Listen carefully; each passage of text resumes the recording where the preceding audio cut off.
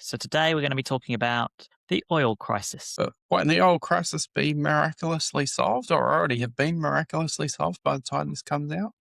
But aren't there Well, concepts if of a you're plan?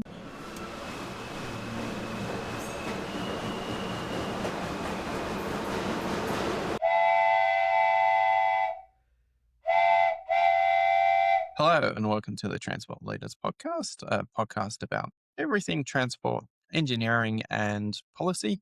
I'm Graham McCabe and I'm a transport planning and traffic engineer with 30 years experience in Australia in the Asia Pacific. and hello, I'm Russell King. I'm a transport strategist. I've got 20 years experience doing transport policy. And what are we going to talk about today, Russell? Well, we thought we'd be a little bit topical, Graham, today. So today we're going to be talking about the oil crisis. What did we do when there was a really significant oil crisis? And what are we doing today to respond to the oil crisis? And what are we getting right and what are we getting wrong? But won't the oil crisis be miraculously solved or already have been miraculously solved by the time this comes out? But aren't there Well, concepts of a plan? if you're intending on editing this episode at about 2029, possibly. Otherwise, no.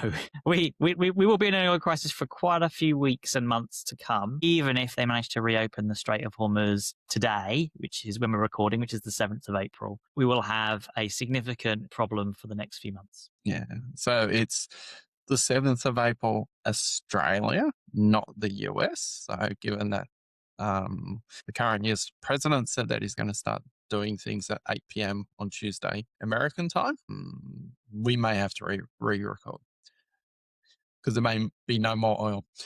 30% less coming out of the Arabian Peninsula. 30% of global total. Okay. All right. So, well, the good news is the Ukrainians are also knocking out the Russian oil over the weekend as well.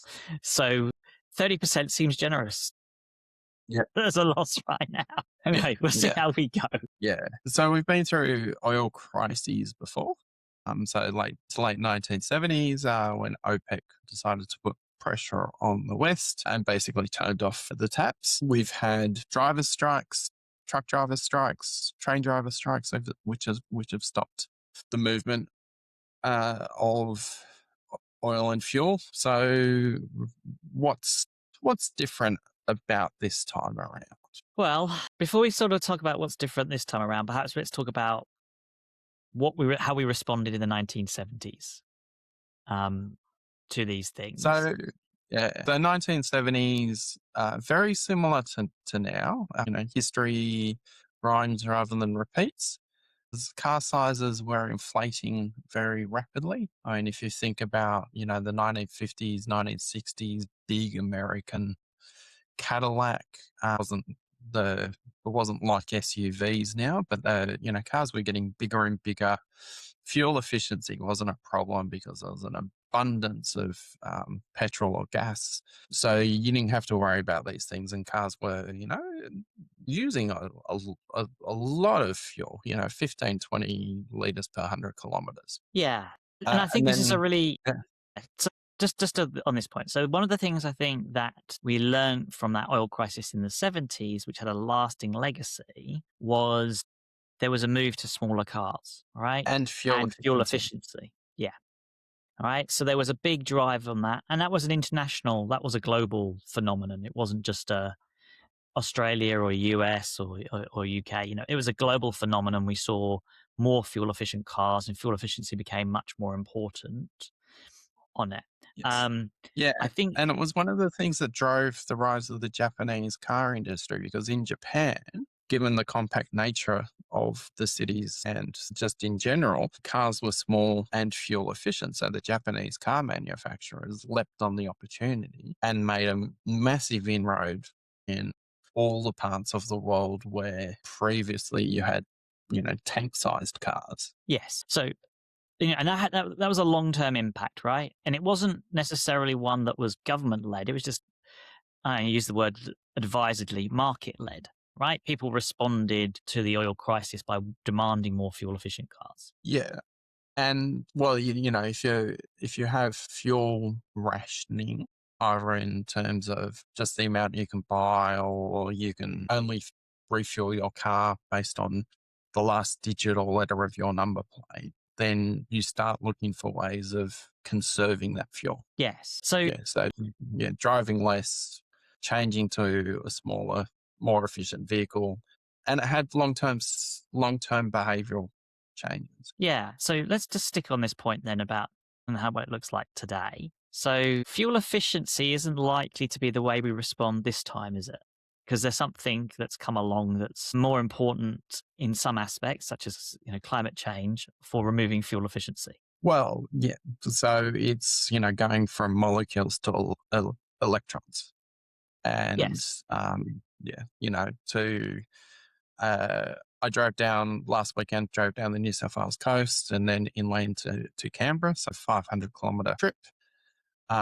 And the road between the coast and Canberra on a Sunday afternoon is normally full of Canberrans going back to their home from being on the coast. The road was empty. No, no traffic that you would actually even consider, to be um, having a congestive effect that you would normally see Yeah. on a So weekend. the increases in fuel prices is having a significant impact on people's behaviors, not just Yes. in terms of switching mode, but actually in terms of how far they're willing to drive. Yeah, yeah. Um, yeah, whereas when you go electric, yeah, basically is negligible cost. So to give, context, my energy bill, um, so that's all including transport for the last 30 days is $43. And that's including driving about 2,000 kilometers in that time. Yeah. And that's partly because you've got a solar array on your roof, I've I'm got guessing. solar, battery, and electric cars, 2 electric cars. Yeah. So you've gone the full suite. Yeah, and heat pump hot water. So there's no fossil fuels. So I'm personally You're very unaffected green. um, by the it's very green, but it's very energy independent. So I will be affected by the effects on the broader economy because so much of everything is dependent on fossil fuels. Basically, any food that I get is Yes. transported by fossil fuels at the moment. Yeah. I mean, one of the things that's, I think, very interesting from an economic perspective compared to the 1970s in this space is that the economies were much more dependent on fossil fuels in the 1970s than they are today. Even though we're very dependent on fossil fuels for transport, we're much less dependent on them for the general economy than we were back in the Yes. 1970s. So the wider economic impacts will probably be less, although there are significant bottleneck issues in certain areas, which we might get onto. Yes. Yeah. Well, and just for example, the East Coast electricity grid in Australia, basically 11 a.m. on a Tuesday, is 90% renewable energy at the moment. Yeah. And some of the early indications I'm hearing are that demand for electric vehicles in the last few weeks has significantly increased. Yeah, though I track this. The ACT, so where Canberra is the leader in terms of percentages in Australia, and the increase was marginal. I would say it was no more than what's actually occurring as part of just the general growth in electric vehicles. Did you see any So of the data for the US at there's a all? bit of hype Okay. going on. Are you seeing any of the data for the US at all? Or is it just the No, Australia no. data you've been tracking? Yeah, it's just the Australian data that I'm tracking because using it for forecast and modeling. But ACT is the first to come out with their data each month. So there's a Okay. difference between sales and registrations. So the Yeah. data that comes from the industry is sales, not actual registrations. Yes. So for our lay listeners, can you explain the difference? Yeah, okay. So sales data is, well, I've paid the money for the vehicle, put down the Yeah. deposit, it's listed as a sale on the books. It doesn't mean I'm driving it around. It's not until it's registered with the motor vehicles agency and in my hands that it's actually a vehicle that's contributing to any change in fuel Yeah. usage. And one of the things we have is often there's a backlog in Australia, or certain post-COVID, there was significant lag between purchasing a vehicle and the delivery, and therefore being able to register to drive the vehicle. And that was often We're not talking like a couple of weeks. We were talking 6 months plus. Yes, I waited 9 months Yeah. for I don't for know the what the second elect. I don't know what the current numbers are like, but yes, there's a lag between the two, which means that because we're still at the beginning or early stages of this crisis, even if you purchase one now, you're not going to get your electric vehicle for quite a while, Yeah. especially if there's a So surge in sales. the other type of electric vehicle is also self-reporting, which uptick. So I'm talking electric bikes, larger Mm. uptick. But but again, then when you look at the data from cycleway counters, a very mixed bag. So there was an article in the Australian version of the Guardian newspaper about the increase in cycling in Sydney, and then they showed the month-on-month change in people cycling, and it wasn't actually I don't think it was statistically significant, based on permanent counters that Sydney has. So the it's very easy to get caught by the hype. Well, one of the things I think is interesting just on this topic, if you look at London's journey from being a very car dependent city up until sort of the 1990s, even though it had a very extensive public transport system, in the 2000s, it then had a surge in public transport, mostly because of improvements to, well, both the tube in terms of reliability and investment, but also buses in particular. And then the surge for cycling came sort of the late 20 noughties and then into the 2010s and has continued now into the mid 2020s. What's interesting though is that people very rarely switched from the car to the cycle. It tended to be from car to public transport to cycling. And so, and part of that is, I think that, London didn't have the cycling infrastructure to enable people to use the cycle until relatively recently. And I think that's true in somewhere like, well, quite frankly, every city in Australia's cycling facilities are pretty weak and pretty poor. And so people are not going to switch from the car to the cycle very often. I think it'll be more about switching from the car to public transport, especially when you think that Tasmania and Victoria have just gone with free public transport as well. So the incentive to switch from the car to public transport was already high from high fuel prices, and now it's probably even higher because of the free public transport, and we'll get on to whether that's a good idea. So I think that I'm not surprised that cycling doesn't get supercharged unless you put in the infrastructure or do Yeah, something. yeah, yes, yeah. So if you think about the COVID, response, putting in cycling infrastructure at that point in time was very much about reducing the number of people on public transport, so that you could have the social distancing that Yeah, was required. And when I ran the business case for the inner city cycle strategy, one of the key things was about reducing pressure on public transport. That if you free up demand in inner areas by moving people who are using public transport from short trips to cycling, then that creates more overall space within the system for people who are making longer trips. yeah, But one of the interesting things about electric cars is, certainly in the Australian context, and I'm sure it's everywhere around the world, people who are forced by circumstances to commute by car have been the ones who have been having the highest shift to electric cars prior to this. So people who are paying the most in fuel before the oil crisis were the ones who were most likely to, if they could afford it, to shift to electric car vehicles. yeah. So the price signal was already sending that message. Yeah, and there was government incentives that were, but at the other end of the income scale, it's people who are most dependent on cars because they don't have added value of good public transport services, and they're living in low density areas who are being squeezed the most by the current situation. Yes. And the problem I think we have is that we've known this for a long time, if you're in the transport space, that car dependency is very expensive for those people, regardless of the fuel price, right? Even before the current fuel increases, we knew that car dependency for people on low incomes was eating up a very large proportion of their household income. Yeah, Okay. yes, because And areas with good public transport, property values are higher. yes, that's right.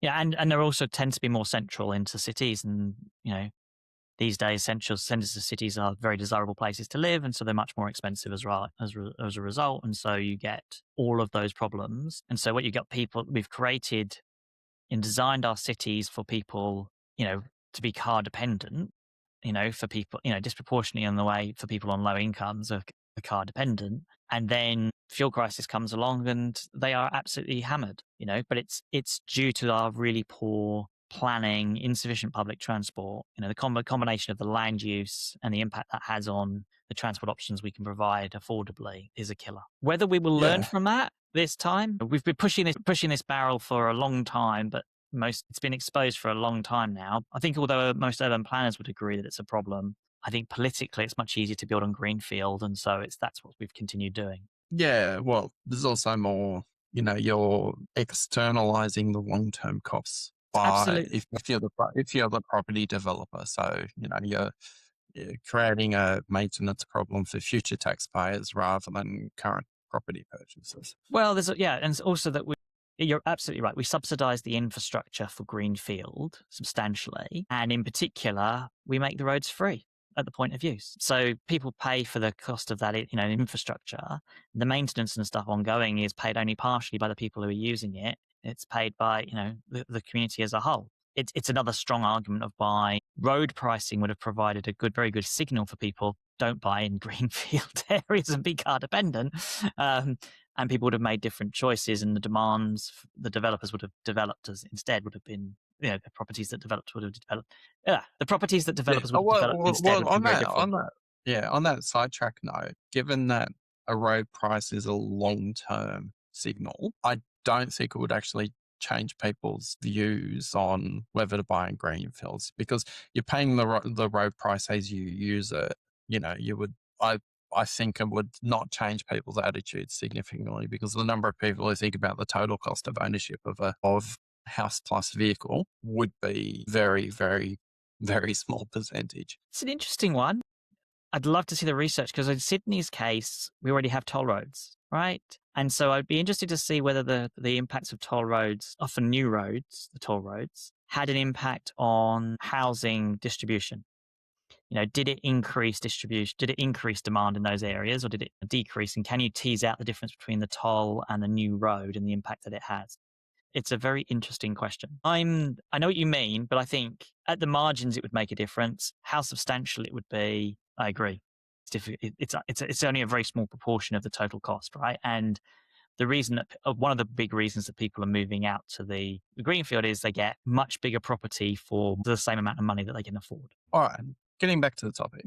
All right, so we've got a crisis. You're a political person. Are we making things better with this crisis? Are we using the opportunity? Well, let's start with the biggest challenge that we have is, and I think the context is really important here, is that things like fuel crises are a disaster for governments, not just the people, because they tend to, when you have a crisis like this, people tend to lose the next election, right? Regardless of whether they're at fault or not, they lose the next election. And so, in many ways, politicians need to respond and need to be seen to be responding. And when you look at the polling of the electorate and you ask them, what do you want? They want lower fuel prices, right?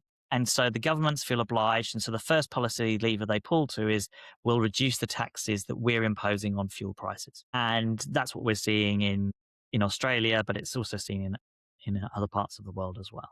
Now, the problem with that, as economists will tell you, is when there's a shortage, as there is globally, and that's why the price is being driven up, the best thing to do is let the price mechanism do its job and allow people to, respond to the price signal, either by reducing the amount they travel, changing their modes. And the people who get the most value out of needing to drive, etc., will pay that price because they have to. But that's the best way of reducing demand for the.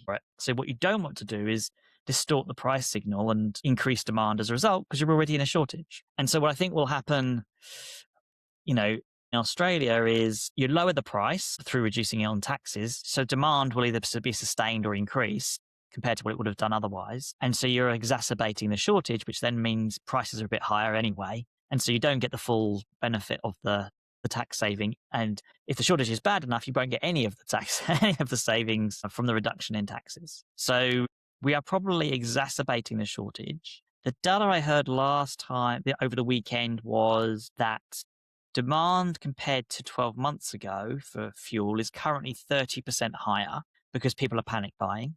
And that's part of the reason that Australia is struggling, is the panic buying aspect of it. But that's because people are expecting to have a shortage. And so it's kind of a self-fulfilling prophecy. We have a shortage because 30% more demand is available, is needed to compensate for the fact people think it's going to be a shortage. Yeah, well, it's toilet paper all over again. It is.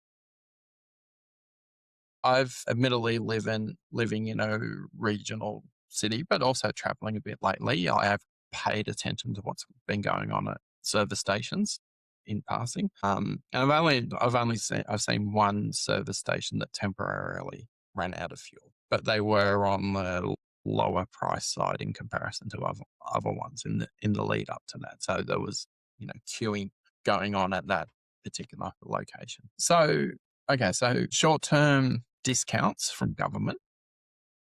They make government's budgetary position worse. They incentivize purchasing because it's a short term discount. So you want to make sure that you get your fair share before the short term discount ends. There's also price hikes have a downturn effect on the economy, which doubles the budgetary issue.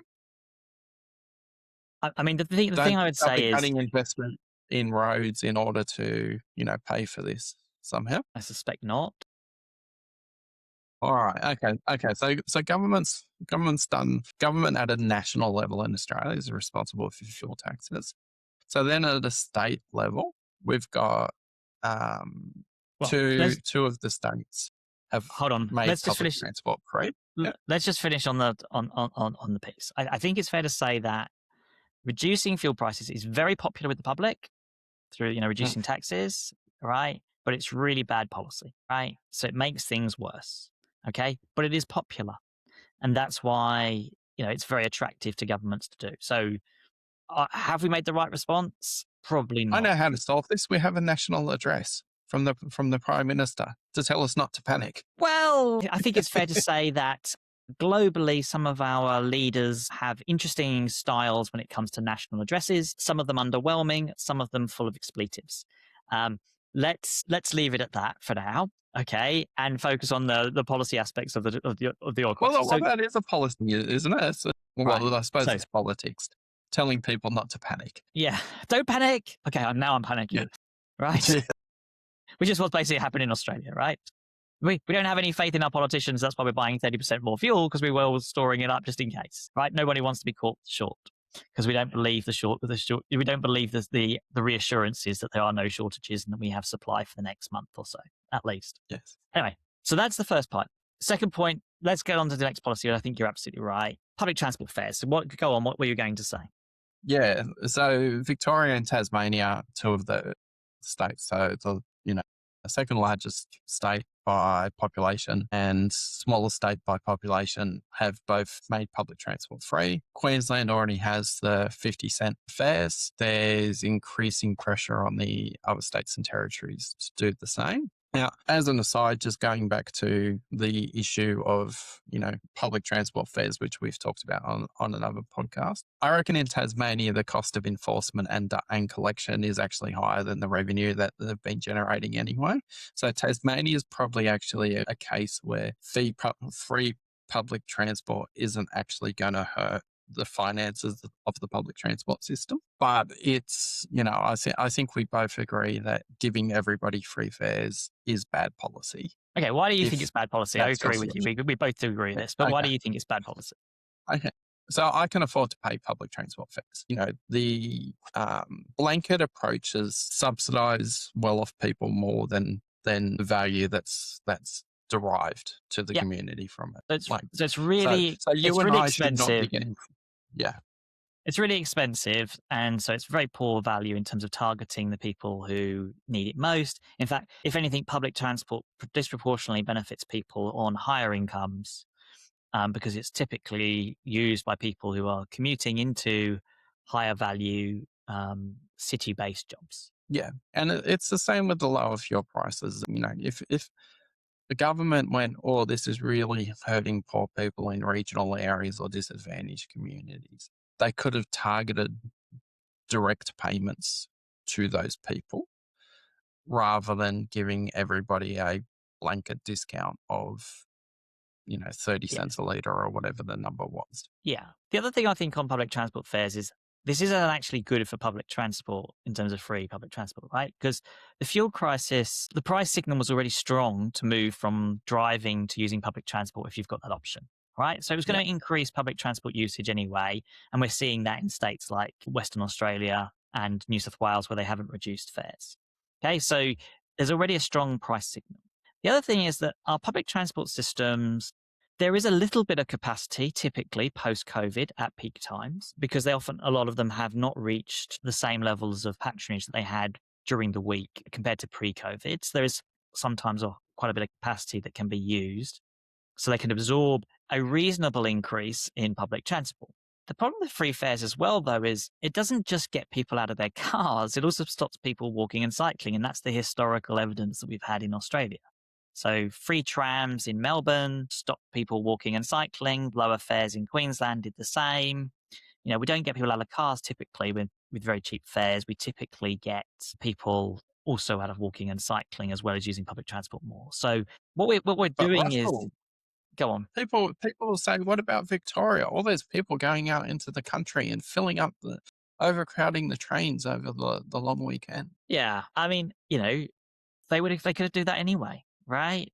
It's not a substantial benefit, and it's a very expensive policy that's poorly targeted. But it's also I think that but as we know, it's very popular, right? And in Victoria's case, they have an election coming up at the end of the year, a state election, and this is a very popular policy. So they will do well out of it, no doubt, politically. So it's another example, I think, of popular policy that's just not very.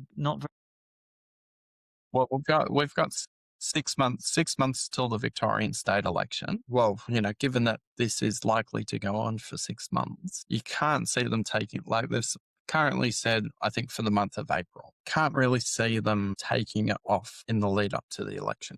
Can you? No, I don't. I agree with you. Yeah. I think it'll be very So, popular, and they won't remove it. yeah. And in fact, So then I imagine they'll have a pledge of free or very cheap fares post-election as well. So potentially move to the Queensland model. Yeah. Yeah.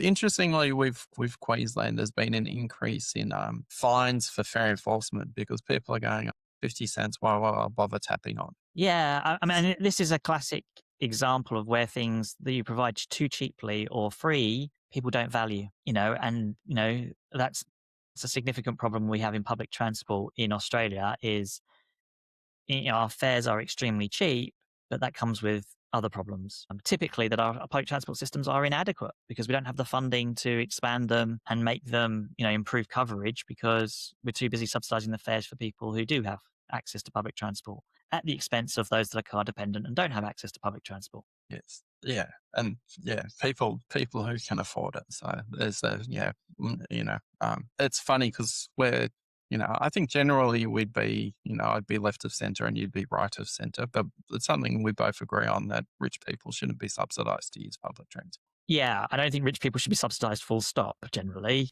it's kind of like, which might sound for people on the left going, that doesn't make sense for people on the right. Normally they're like in favour of tax cuts. So it's like, I'm not in favour of welfare for the wealthy, and we have lots of policies that are welfare for the wealthy.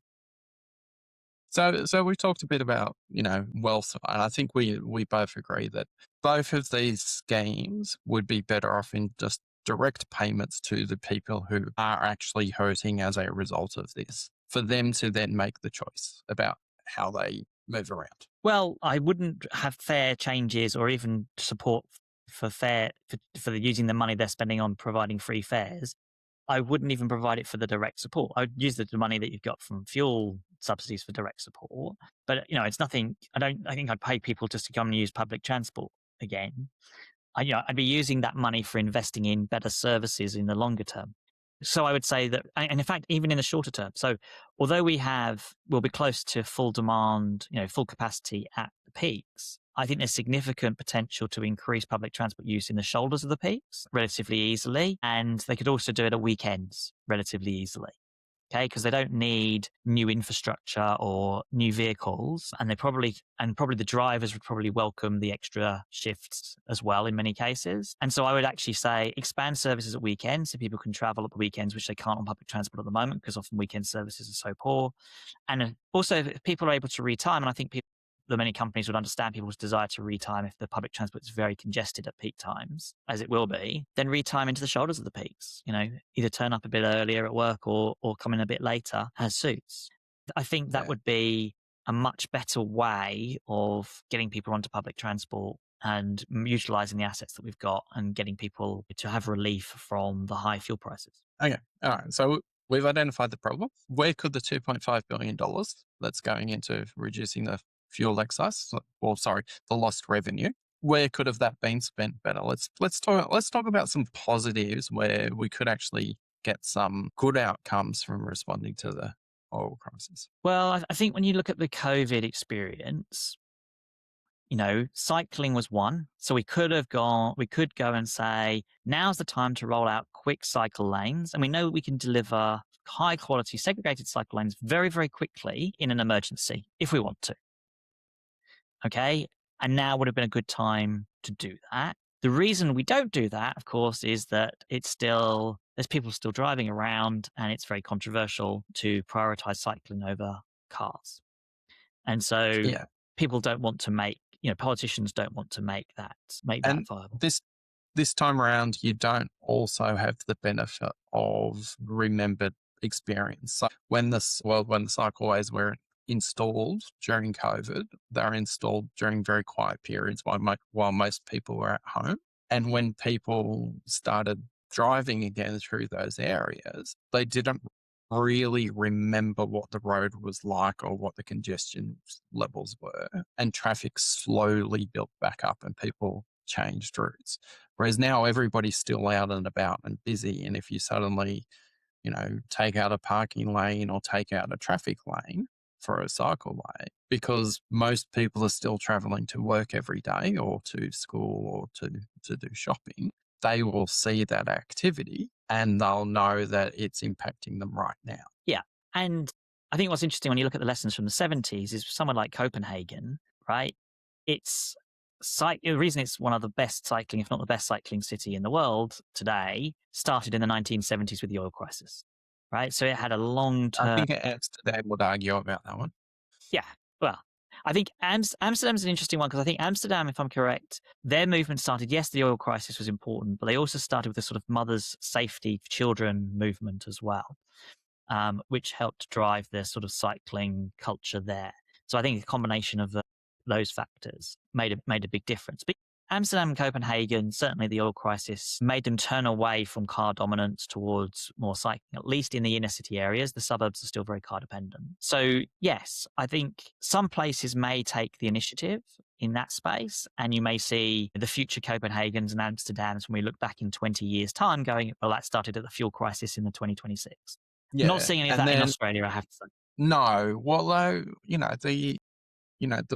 the politics of volume, if more people take up cycling, they will get agitated about how unsafe it feels. If they go, oh, it's too expensive to drive, well, I'll get an e-bike. And then they start riding the e-bike and have negative encounters on the road. That's where you can get political action, which may not drive change in the short term, but certainly in the long term. Anyway, We shall see. I'm telling you about politics. Well, it's sound. I don't disagree with you, right? But I'm just not convinced that because the infrastructure is so poor in Australia that we'll see large numbers of people switching to cycling, even in the fuel crisis. I think they're much more likely to use public transport because we just don't have the cycling infrastructure. If they had the cycling infrastructure, we'd see a much bigger impact, but we don't. So, and we're not putting it in. Yeah, though interestingly, a lot of greenfields developments from the 90s onwards have lots of shared path networks within them. Within, yeah. The problem is that you Yeah. have to get out of the suburb to be able to Yes. get the amenities that you want, other than perhaps a Yeah. park. And so if you want to get to the shops and things like that, you tend to have to drive. And so unfortunately, They can't use it for the trips that they need to do for accessing the things they need to do for daily lives. So yeah. Yeah. So we've talked a little bit about road space. Let's talk about another bit of road space, and that's giving buses and maybe trucks priority lanes. I would certainly go with buses. We'll talk about truck lanes, as a separate piece, but now would be a good time to put in dedicated bus lanes. And if you don't want to do a complete dedicated bus lane, then do a T2 or T3 lane and allow people to carpool as well. And just make sure you enforce it properly, because it will speed up the bus significantly. And now's a good time to in terms of attracting people to use public transport in the long term, making the trips quicker through bus priority is a really good investment now, which will pay dividends for decades to come if you keep the lanes in. Now you've just used a uniquely Australian and New Zealand term there, which is T2 and T3. So Okay, high yes. occupancy vehicle lanes. Yes. Yeah. Yeah. So So we got, yeah. So Yeah. having 2 or 3 people in the car enables you to use the lane, okay? Whereas if you're only driving on your own, you can't use that lane, which should be faster. So it Yes. Well, enables the that, bus, yeah. Sorry. and so it reduces the number of cars on that particular lane, but it enables people to still use it if they do drive, as long as they have at least one passenger in the car as well. So it softens the impact of shifting every car off the lane in favor of the bus. So it's a little bit of a compromise, but it does still significantly, as long as you get the numbers right, it significantly speeds up the bus still. Yeah. Having been involved in the measurement of the performance of the T2 and T3 lanes in Sydney, I would certainly say T3 yes, T2 no, because they Yeah, don't and it actually, depends on they don't drive behavioural change. Yeah, and it depends on the dynamic, right? In terms of how many people do you have driving in your cars and stuff. Like you've got to get the context right, okay? And I'd certainly say that in many cases, I'd agree with you. Like predominantly T3 would be preferable. So 3 Yeah, people in the we car. got, yeah, and it takes enough vehicles out of the way. So the benefit of bus lanes and transit lanes is you do have to create an impediment for the people who are choosing to drive themselves through choice, not people are doing it through necessity because they have a non-standard travel pattern. Um, they have to feel the disbenefit of not being able to use the lane and seeing it relatively free flowing, or in the case of bus lanes, seeing that there's not many vehicles in it, but they're moving quite rapidly. Yes. I don't think it would be a bad thing if people were sat in traffic in 2 lanes and watching the buses zip by full buses in terms of incentivizing people to switch. Okay, so that's the buses.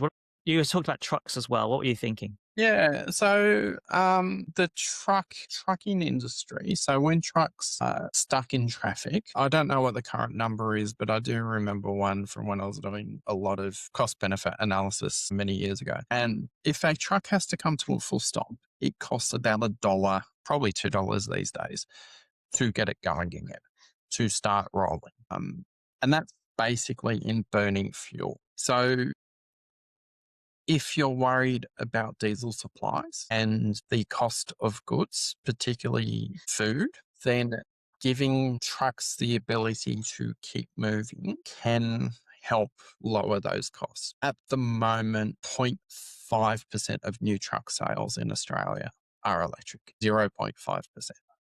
Yeah. So in We have a way to go on 2024, decarbonizing our trucks. we have a really long way to go, and it's really important. But if we don't want the current cost problem to flow through, um, then we need to deal with freight, with trucking as a problem. And talking of subsidies, one of the subsidies that we could get rid of is the diesel excise rebate that is given to miners who are not actually moving anything on the roads. And so he's, going back to the 90s when our fuel excise was actually used to pay for road maintenance. We have done a whole thing on this about how it hasn't been for 60 years. Miners and farmers are still given the excise back to them because they weren't using roads. So, Yeah. and one of the big problems with electrification, and this is what Fortescue, one of the world's largest iron ore companies, is pushing, is take away that rebate because it's actually stopping mining from electrifying. We don't have the price signal. We don't have the pricing. Yeah. Because the question on the trucks then, because this is a really interesting one.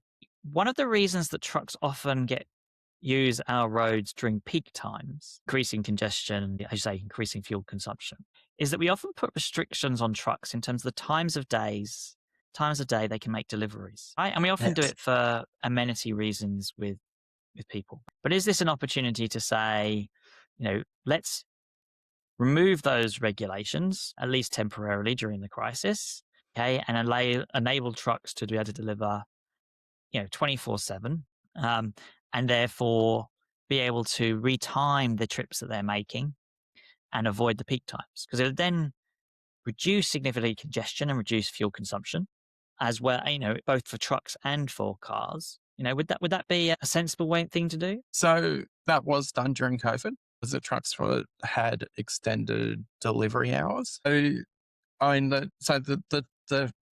the freight electrification industry is pushing that, um, because electric trucks are quieter.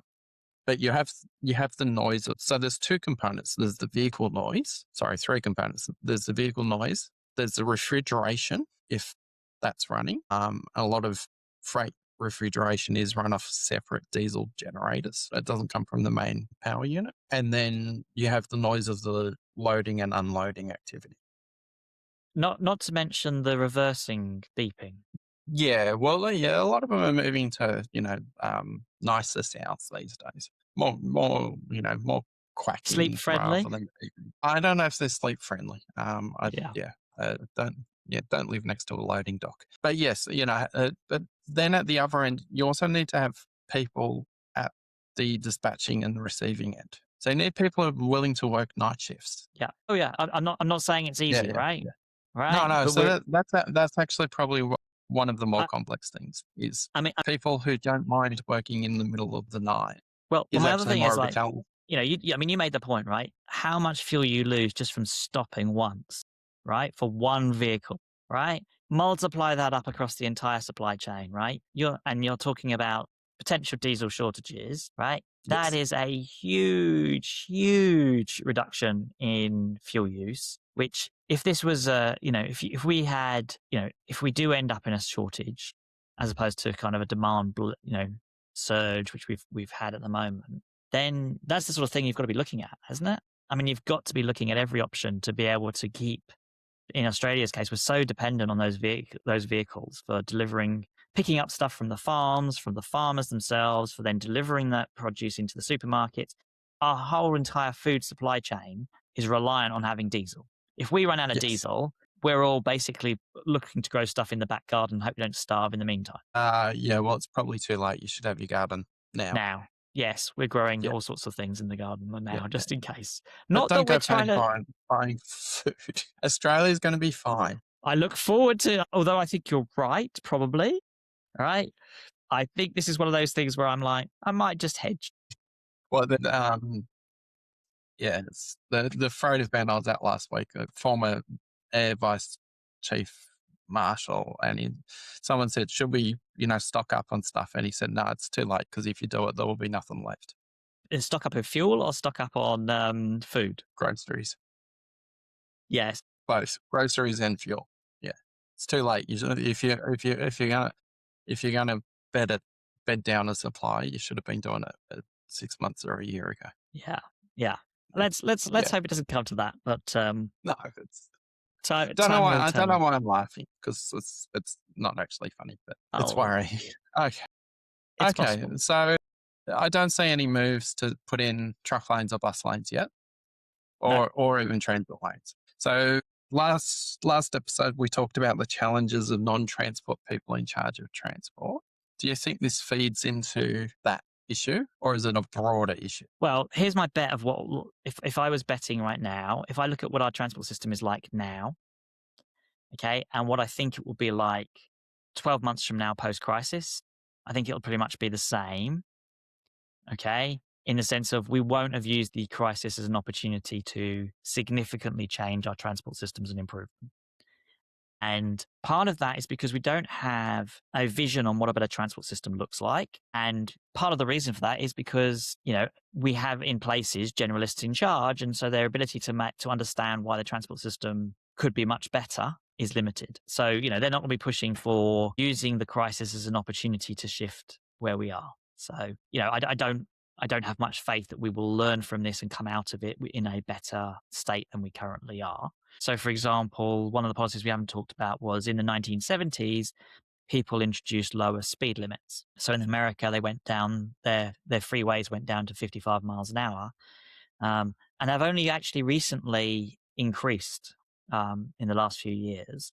And the research shows not only did it save huge amounts of fuel, because 55 miles an hour is kind of like the optimum for fuel efficiency, but it also saved thousands and thousands of lives on America's roads. We know that America's roads are the worst in the world. Oh no, sorry, the worst in sort of the rich world for killed and serious injuries. So it delivers multiple benefits for lower speed limits, and it's one of the things we could have been considering globally is lowering speed limits in order to save fuel.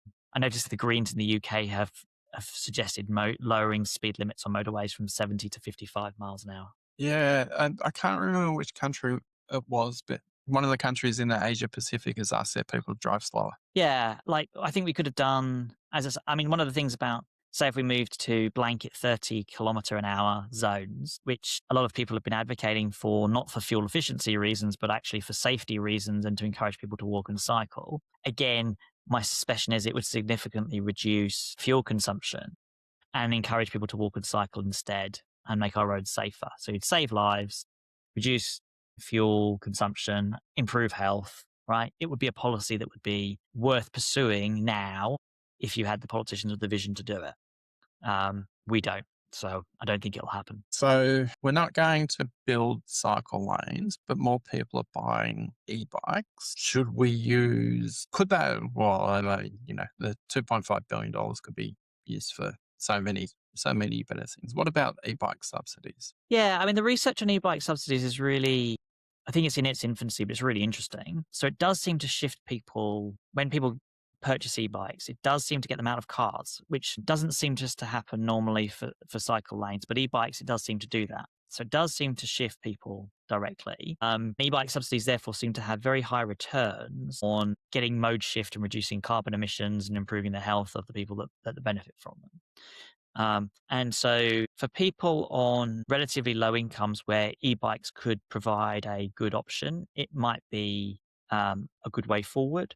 The thing I would say, though, is, again, they're much more effective where there's good infrastructure. And the problem in Australia is in most locations in Australia, the cycling infrastructure is just not up to it. Yeah. This is one where potentially the controversy over e-motorbikes, electric motorbikes that pretend to be bicycles, gets kind of interesting, because they could actually make a significant difference to a commuter's life, that they would Yeah. be able to get around much more easily if they, aside from the brakes generally aren't up to going at high speeds. Yeah, if you see kids riding around on e-motorbikes that are doing 50 kilometers an hour, well, Yeah. And the thing maybe is there's that wiggle room for introducing them to adults. yeah, and the thing about the subsidies is that you would target them at lower power vehicles, right? You wouldn't, proper e-bikes as opposed to, as you say, motorbikes, right? Yeah. So, that's the thing is, I think when you start seeing where the consensus is coming on terms of the regulations of those vehicles, it tends to be focused around the power of those vehicles and therefore the speeds that they can go in order to regulate them. And the higher speed ones are not, shouldn't be classified as bicycles, they're being bicycle lanes, right? So, Yes. Yeah. Yeah. Okay. Now we talked a bit about free public transport versus increasing off-peak services a little bit, but I'll be a little bit controversial on this one. oh, something new. You've never been Yeah. controversial, Graham. What are you going on Yeah. about? Okay. So, On. This is good. yeah. This is what I Yeah. think about Well, other stuff. so Go on, throw the so googly. okay, all right. Increasing off-peak public transport services is good in an electricity-based public transport system. 5% of the public buses in Australia run on diesel. Okay, so explain why it's not good to increase off-peak services.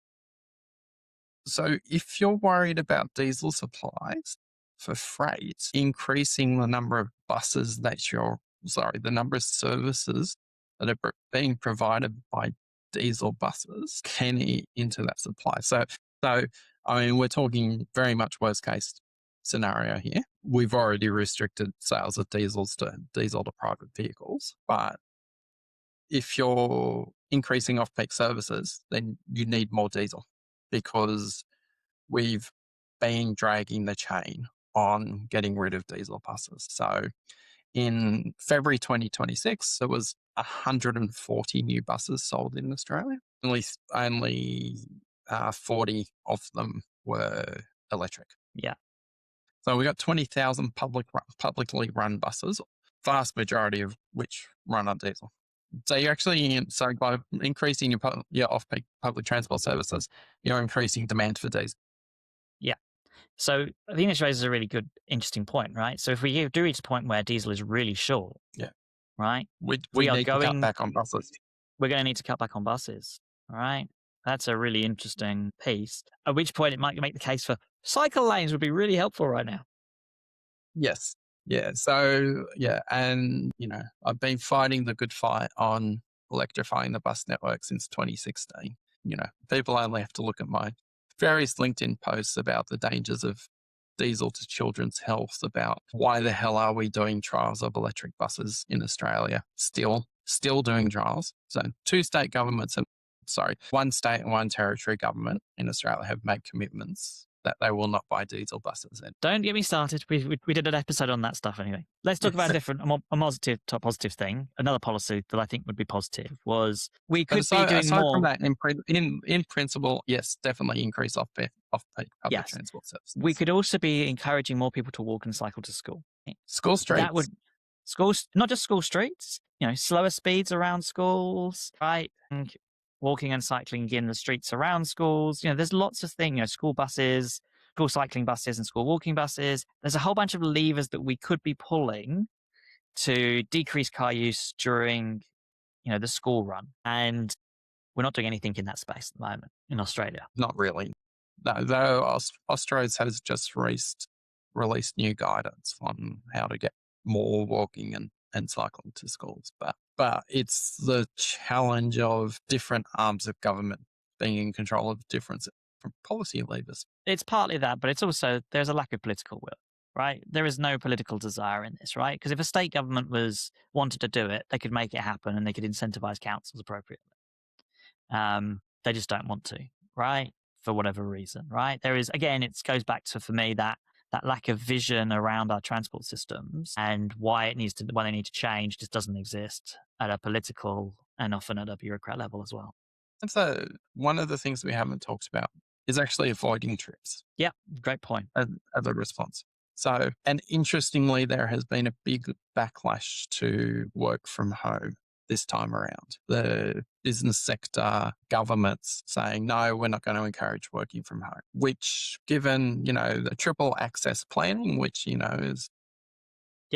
is a form of transport planning where the internet and its availability, and me in Wollongong and you in Adelaide to actually do this thing, that internet access is a form of access. Would seem fairly obvious that if you want to reduce demand for fuel, you would encourage people not to make trips. Complicated one, right? Because I think, if we end up in a proper fuel crisis, as opposed to just higher prices, i.e. massive shortages, right? I don't think that policy will last, right? I think they will have to get people off the roads and get people working from home more.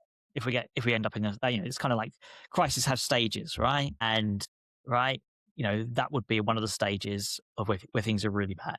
The reason there's much pushback, I think, on it is, especially if you're the government, I think this is true across the political spectrum, is there is a belief that because our public service are, I would argue now, work from home first and be in the office second at the moment, I think a lot of our major political parties, I think all major political parties, believe that has made public service worse. And it is not desirable for them to be working from home as much as they are. And therefore, they have been trying to get people back into the office to try and undo that and the damage that they believe that it's doing. And that they don't want to do anything that undermines that push to get people back into the office and makes things even worse again. So I think that's partly what's driving that. I don't think it's the only thing, but I think it's one of the significant factors. And then although I think it's less bad in the business world, I think they also had struggles getting people back into the office and would like, in many instances, to have people in the office more than they currently are. Yeah. Well, if you're paying expensive rent on an office, you want it used, don't you? Well, I Uh, think there's more. I think there's more than that because a lot of them have been happy to take the opportunity to reduce their footprints, right, and save the money. I think that a lot of them feel like the cultural impact of having people in the office so little is significant, making the company, it's harming the companies. So, and different companies take different views on this, right? And I think it also depends on. Yeah, I also think we'll see over time a sort of shuffling of the workforces depending on the different types of how corporates deal with home working. So if you're in your 20s, child free, okay, and you want to be, socializing and going out, okay, being in the office is probably a good thing for you. And you probably think, you probably want to be in the office and you want to be able to go out with your friends and mates in the evening afterwards and stuff. If you're in your 30s and 40s and you've got young kids who you want to pick up from school, take to activities, those sorts of things, home working is a great advantage for you, right? And so I think companies where they make that viable will attract people with families and people who would prefer to have the socializing option. Well, they'll attract people who are happy to be in the office 4 or 5 days a week. yeah.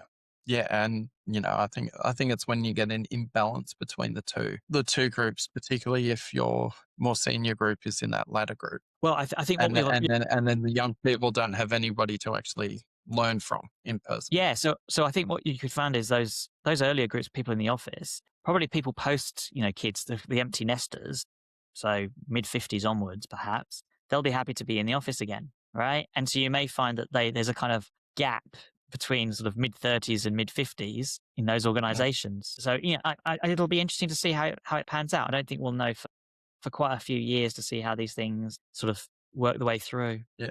Well, before we get that, we can go back to the good old fashioned carpooling.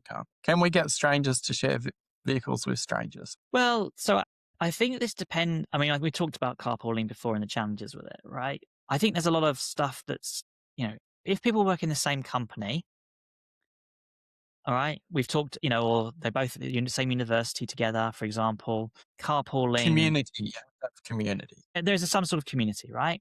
And Yeah. this also Yeah. includes people who live in, say, the same suburb, may consider themselves, especially in more regional areas, to be part of the same community and therefore be willing to carpool. So you're hearing stories of people in regional areas who are increasing their carpooling to go visits to the shops, for example, so they don't have to do, two cars don't have to make trips to that. So it's happening anyway through the pricing mechanism of higher fuel prices where there's already community.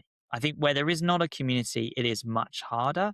And all the evidence, and I looked at some evidence from um, carpooling for Lyft and Uber services, some research that was done, published, I think, in 2021, based on about 6 years of research around the carpooling for rideshare. And it had shown that actually it had doubled the amount of vehicle miles traveled and was actually really bad policy from a transport perspective. And that typically people came out of, when they did carpool, they did it off public transport, not from their own private car. So carpooling is hard to get it right and make it effective.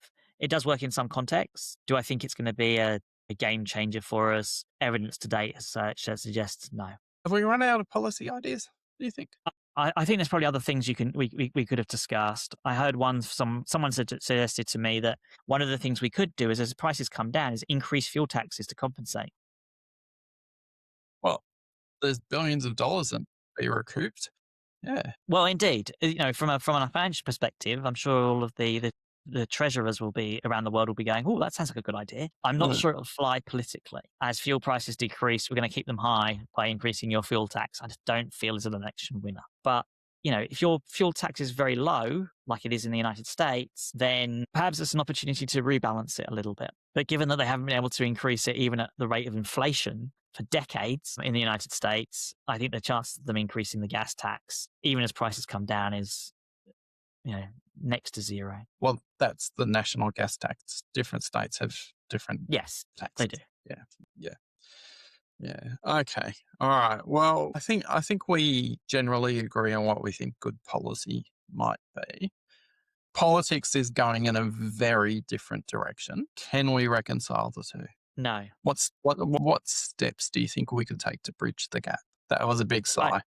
Yeah, I mean, I think, I wrote a blog a couple of weeks ago. It's a couple of weeks ago, no, maybe just last week, saying about one of the things I think that's missing in policy discussions generally, but including in transport, is we do not teach people to think in systems. We teach people to think in sort of small 1+1=2, cause and effect, without any feedback loops, understanding of solving problems. And as a consequence of that, people think very simply about the problems that we face in our world on the policy side. So fuel prices have gone up, just reduce them by reducing taxes. All good. Simple answer. Okay. It's actually much more complicated than that and has significant unintended consequences and feedback loops in it. But because people don't understand that, because they've been taught how to solve problems in a very constrained, single, point way, a very linear way, they can't understand that. And I think the reason I wrote the blog was I don't think we can expect the electorate as generally to be able to tackle and understand system level problems if we don't equip them to tackle system level problems. And we don't. We teach them to tackle linear problems in our education system. And so why are we surprised when they vote for linear policies like reducing taxes, reducing fuel taxes and think there's no unintended consequences? So yeah, that for me is the fundamental problem, because if our electorate understood better systems and implications and thought about problems from a systems perspective, then we'd have a lot more people who'd be going, well, that's not going to work because you'll just end up with more people using fuel, and that might just make things worse. But people don't understand feedback loops because they've never been taught, those sorts of systems thinking in education systems. So yeah, that's one problem. We've talked about the generalist problem. See our previous podcast, okay, which requires We've talked about the politicians and how they should be trained, I suppose, in understanding yeah. transport policy. One of the That's another things, podcast. yeah, it is another podcast. I mean, one of the things I would say as well is, we have made the politician's job really crap, quite frankly. It's a shit job these days. Okay. And the consequence of that is that we do not attract the highest possible talents into running our countries and our governments, because less people want to do it, less people join political parties, etc. And the consequence of that is that we don't get as good decisions. We don't run governments as well. So when people are frustrated by what our governments are doing, part of that is because we made our politicians' jobs so terrible in many ways. We're attracting less talented people. Result is we're getting less good decisions. So all of those things are compounding. There are a lot of things in the system that are broken, right, across the piece.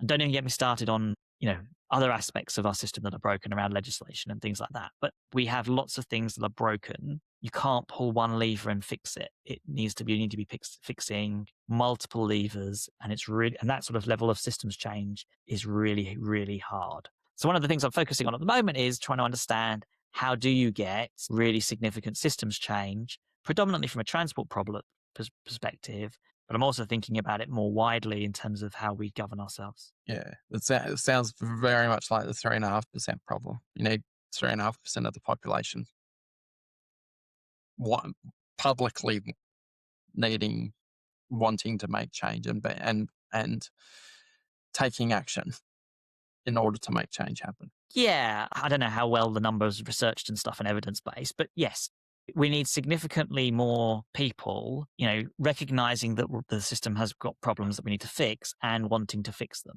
And at the moment, I'll be honest with you, the people that want to fix that feel the system's broken, my personal view is that they're assessing in many cases what's broken. They're just not. They've got the wrong. They've misunderstood the problem. But that's just me. Yeah. Well, I think that's a great spot to end for this week. So thank you, Russell. Thank you very much, Graham. As always, great to talk to you. Yeah. And if you want to help us support, hopefully you're liking the change in how it looks. Any money that you contribute will go directly into making the podcast better. You can do that on Patreon or at Google. Please like, subscribe, comment, and there's a new button on Google for emerging podcasts, which is Hype, which I don't know if it gets stuck under us, but anyway, thank you for watching or listening, and we'll see you next week.